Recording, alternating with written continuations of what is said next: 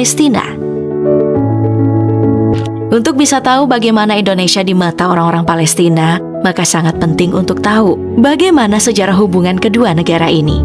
Kalau kita bicara tentang hubungan antara Indonesia dan Palestina, keduanya punya hubungan yang sudah sangat erat dan akrab, sudah sejak lama, karena kesamaan latar belakang agama dan dukungan dunia untuk kemerdekaan Palestina. Indonesia sangat membela hak-hak dan kebebasan rakyat Palestina dan sekaligus mendukung perjuangan rakyat Palestina. Indonesia bahkan berani menolak untuk mengakui negara Israel sampai kesepakatan solusi dua negara itu tercapai. Sebenarnya bukan juga karena latar belakang agama yang sama. Di awal kemerdekaan Indonesia, Palestina adalah salah satu pendukung. Mufti Agung Yerusalem dan pemimpin tertinggi Dewan Palestina, Syekh Muhammad Amin Al-Husaini, berjasa meningkatkan pengakuan negara-negara Arab atas Indonesia, khususnya Liga Arab. Sebagai rasa terima kasih, Indonesia menolak berhubungan dengan Israel, seperti penolakan Israel dalam dunia olahraga. Indonesia menolak Israel berpartisipasi, bukan cuma baru-baru ini. Di tahun 1962 di Asian Games keempat, Presiden Soekarno mengambil keputusan untuk menolak keterlibatan Israel dalam ajang olahraga se-Asia. Dan sebenarnya Indonesia perhatian tentang isu-isu terkait Palestina sudah dimulai sejak Indonesia masih bernama Hindia Belanda. Tema-tema masa depan Palestina sudah jadi bahasan rutin dalam pertemuan tahunan Muhammadiyah dan Nahdlatul Ulama sejak 1920-an. Dukungan kedua negara lalu ditingkatkan menjadi hubungan bilateral. Pada tahun 1988, hubungan resmi antara Indonesia dan Palestina dimulai dengan pengakuan Indonesia atas Palestina. Dan pada tahun 1990, dibukalah kedutaan besar di Jakarta. Bukan cuma itu, para pemimpin Palestina sudah sangat sering mengunjungi Indonesia saat Palestina yang masih diwakili PLO. Mulai dari Yasser Arafat yang sudah beberapa kali ke Indonesia menemui Presiden Soeharto, hadir dalam konferensi tingkat tinggi Gerakan Non-Blok, menemui Presiden Abdurrahman Wahid. Begitu juga dengan Presiden Palestina, Mahmud Abbas, sudah beberapa kali berkunjung ke Indonesia untuk membangun komunikasi. Lalu bagaimana dengan warga Palestina? Seberapa kenalkah mereka dengan Indonesia? Ini sangat menarik. Saat warga Palestina ditanya, apa yang terbersit di pikiran Anda ketika mendengar nama Indonesia? Hampir semua warga Palestina, mulai dari anak muda sampai orang tua, ternyata paham betul dengan Indonesia. Mereka dengan lugas menjelaskan tentang Indonesia. Indonesia تعتبر أكبر دولة إسلامية. ويكفينا دولة إسلام. Dan saat ditanya, apakah Indonesia bisa berperan dalam membebaskan Palestina? Apa jawabannya? Insya Allah. Insya Allah, insya Allah, insya Allah. Warga Palestina percaya kalau Indonesia yang merupakan negara muslim terbesar di dunia bisa berperan dalam membebaskan tanah Palestina. Satunya, saat lagu kebangsaan Indonesia dikumandangkan dan bendera dikibarkan, ratusan warga Palestina berdiri dan memberi hormat.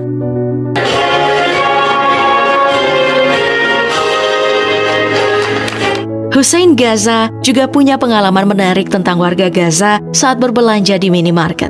Saat tahu kalau Hussein adalah warga Indonesia, kasir itu menolak diberi uang oleh Hussein, saking menghormatinya orang Indonesia. Mereka serius nggak mau dibayar, nggak mau diambil duitnya dari saya. Karena saya orang Indonesia, katanya. Ya Allah, saya jadi ngelak sendiri. Bahkan saat HUT Indonesia yang ke-73, seniman Palestina Muhammad Atuh Abu Abdullah, meski salah satu kakinya diamputasi akibat ledakan bom saat konflik, ia memberikan persembahan dengan bentuk lukisan di pasir. Karya seni ini dijadikan sebagai kado ulang tahun bagi Indonesia dan sebagai ungkapan terima kasih kepada rakyat Indonesia yang selama ini senantiasa bersama rakyat Palestina. Dan yang paling menarik, saat dilakukan sebuah eksperimen ke warga Gaza, warga diberi uang $100 jika mau membakar bendera Indonesia. Dan apa respon warga Gaza? أوجب كنوز الدنيا دولة إسلامية قلبا وقالبا مع الشعب الفلسطيني يعني مش صح اللي انت كمان بتسوينا. Seperti yang sudah disinggung tadi, bahkan Hamas juga menaruh harapan untuk Indonesia. Petinggi Hamas, Ismail Haniyeh, pernah mengirim surat kepada Presiden Jokowi untuk meminta Indonesia menggalang dukungan dari negara-negara mayoritas Muslim untuk menentang serangan Israel ke jalur Gaza. Petinggi Hamas lain, Khaled Al-Kadumi, juga menyebut Indonesia adalah satu-satunya negara yang dalam konstitusi dasar negaranya mengakui kemerdekaan itu ialah hak segala negara dan mengharuskannya menolong semua negara yang berada di bawah okupasi. Dan kalau kalian masih ingat, saat setelah serangan 7 Oktober 2023, Hamas merilis rekaman audio dari Panglima militernya, Muhammad Deif, yang menyerukan umat Islam dari berbagai negara untuk berjihad ke Palestina. يا أهلنا في الأردن والبلاد في مصر والجزائر والمغرب العربي من باكستان وماليزيا وإندونيسيا وفي كل أنحاء الوطن العربي والإسلامي. Siapa Muhammad Deif ini? Dia adalah Komandan Brigade Is-ad-Din Al-Qassam, sayap militer Hamas yang masuk dalam daftar petinggi Hamas yang paling dicari oleh Israel sejak 1995 karena keterlibatannya dalam perencanaan dan pelaksanaan sejumlah besar serangan terhadap pihak Zionis, termasuk banyak pengeboman bus pada tahun 1990-an dan tahun 2000-an. Deif menyerukan pembebasan Masjid Al-Aqsa dari cengkraman Zionis Israel.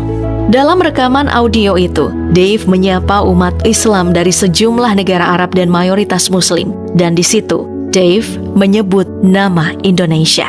Dan dalam hal ini, sebagaimana yang disebut oleh Duta Besar Palestina untuk Indonesia, Zuhair Al-Sun, bahwa Indonesia bisa menaikkan peran yang sangat penting dalam